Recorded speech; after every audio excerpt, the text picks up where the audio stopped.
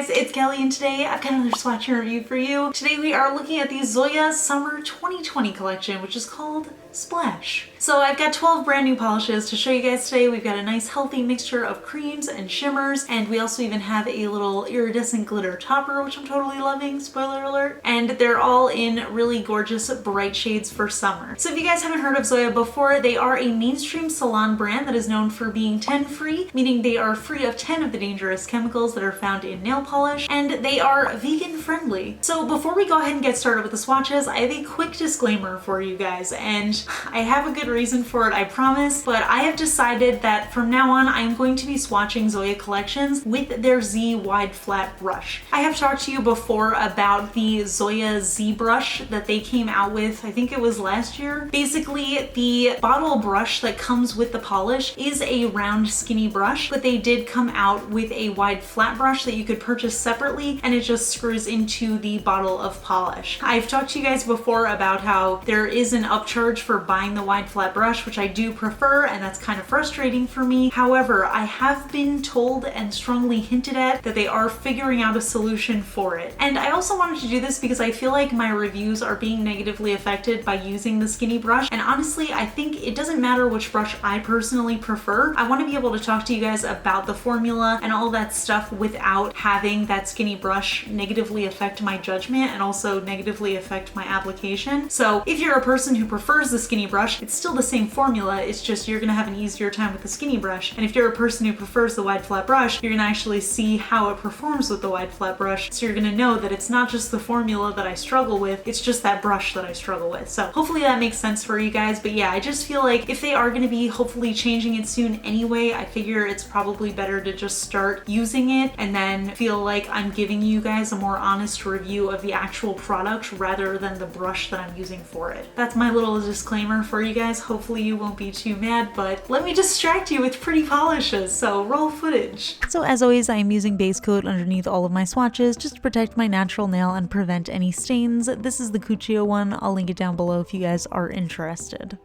So first up in this collection, we have the shade Greta, and this is your classic summery red. It's summery in my opinion because it's sort of that bright candy apple red rather than the more cranberry or darker reds that you tend to get in the fall and winter. And this is just a really gorgeous classic shade. Like I said, it had really great coverage. It did have that slight jelly-like feel that reds tend to have, but it did actually cover my visible nail line in just one coat. Because it is on the thinner side, I ended up throwing on a second, and I think that was the perfect amount of coverage. Looked gorgeous on the nails, self-leveled really nicely, and just a really great classic. Let me say that a million more times. Next up we have this red shade with a really intense golden shimmer running throughout it. I didn't know how to pronounce the name, so I did look it up. Apparently this is an Italian name and it is pronounced Celli. I could be wrong. But yeah, this is just another really stunning shade. On the first coat it was surprisingly opaque, but because it does have a little bit of a pinky undertone, it did show more pink on the nails. Once I threw on that second coat, I did get that really gorgeous red showing through, and I love that really intense shimmer. I love when Zoya does polishes like this. This is probably my favorite type of finish from them just because I feel like they do it so well, and I love the contrasting colors that they do. If you have longer nails though, you might need a third for this one just to get that reddish color to show up on your nails. Next up we have the shade Emma, and this is a really beautiful, almost salmon-y pink kind of shade, like a coral color, and I feel like this is just a classic summer color. To me, this is like the ideal pedicure color. I think the formula worked really well. It was very easy to work with. Again, really surprisingly opaque on that first coat. I was very impressed with the coverage on the polishes in this collection. I feel like they worked really well and they were just really easy to move around, and they did self-level pretty nicely. By the way, I am using a slightly different lighting setup today, so I know that it looks like on the right side that my nail is not covered, but hopefully you can see when I wiggle it around. That is just a reflection of the light. That just shows you guys how shiny these polishes are. But I did paint my full nail, I promise. Next up we have the shade Corinna, and in the bottle this one looks looked like an almost like blush pink with a golden shimmer running throughout, but when I was putting it on my nails, I found that it was a lot more sheer than that. I do absolutely love shades like this. I feel like they're nice for like special events, or it's a nice like palette cleansing color that I always like to say, but this one was still fairly sheer after 2 coats. You did get a touch of that visible nail line coming through, and on my skin tone, it looked more like almost like a nudish color to me, but still a really beautiful shade. If you are a person who wants full coverage, you might need to go with 3 or even 4 coats if you have long nails, but if you like this sheer sort of jelly-like look, I think 2 coats is perfect. Next up we have Jodie, and this one is a really soft, very cool toned pink pastel cream shade. This one does have such a cool undertone to it that it almost looks a little bit like an orchid color. On the nails, I found that it was just slightly warmer on me, but it still leaned very cool. This one I didn't find to be self-leveling. I find that with pastel formulas like this, they tend to be a little bit more difficult to work with. So this one, I didn't find the formula to be absolutely amazing, but I did get full coverage on 2 coats, and I always recommend using a top coat anyway, so even if it doesn't perfectly self-level, you can level it out with a top coat and that works just fine. But yeah, just 2 coats, and it still was a really beautiful color. Next up we have the shade Leilani, and let me tell you, I am not usually a pink nail polish person. I do like pink, but I feel like it's not a color that I always go for on my nails, but this color was by far my favorite in this collection, and this is absolutely going to become one of my favorite polishes. I think it is absolutely stunning. It is a super cool toned pink. Again, it has that really intense gold shimmer running throughout it, and there's just something about that contrast between that really cool toned base and the really warm toned glitters that just makes this, I don't know, it's so summery, it's so bright and vibrant and gorgeous, and it was just perfect coverage in 2 coats. It looked so beautiful on the nails, I just can't get enough of it. Next up we have the shade Christy, and this one is a really intense pink cream shade. This is another one that was just super vibrant and bright on the nails. Again, really impressive coverage on this. Like, as you can see, even the first coat completely covered up my visible nail line, but I did need a second just to make it a thicker manicure. Sometimes 1 coat just doesn't feel like enough on the nails, even if it is full coverage, because you want to make sure that the nail polish is giving your nails more layers and strengthening it up. But yeah, just another absolutely gorgeous shade, really easy to work with, perfect summer classic color.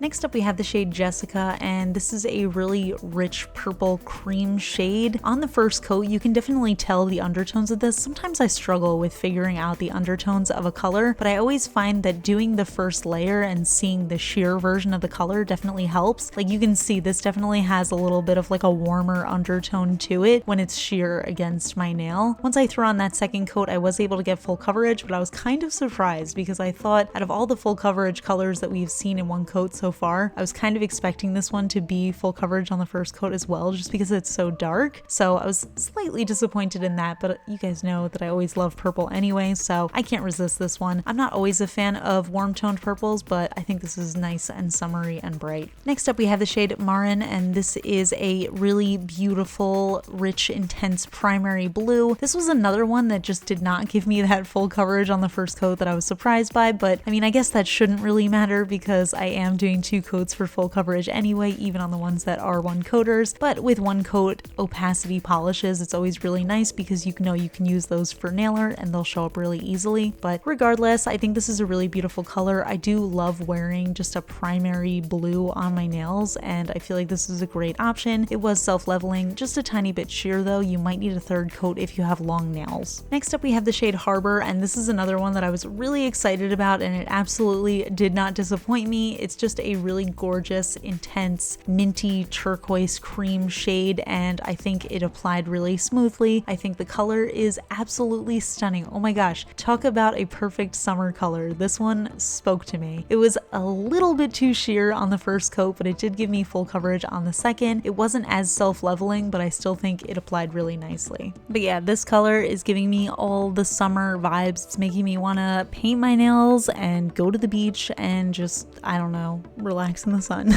Next up we have the shade Eclipse, and this is actually an iridescent glitter topper, and I absolutely love toppers like this. This one was especially gorgeous. I ended up applying it over Harbor mostly because I couldn't bring myself to remove Harbor just yet. It's such a beautiful color, but I think this color is absolutely gorgeous. I love this combo. I feel like this is a great topper because it'll look different over whatever color you put it on. It does have that really fun iridescent flake to it, and just another really pretty one. And last but not least, we have the shade Fisher. This one was kind of misleading because in the bottle it looks like it was going to be a really soft pastel blue, again with that vibrant golden shimmer that we've been seeing in the rest of the collection. But once I applied it on my nails, it really lost all of that blue color and it kind of just became like a milky white polish. This was another one that was still pretty sheer after 2 coats, and if you want it to be full coverage, you definitely need to add more. I still think it looked pretty with the 2 coats, but I was just a touch disappointed because I really wanted it to have that blue undertone to it, and I feel like it really lost that. It kind of washed me out just a tiny bit. I don't know if it's just because I'm too pale or what, but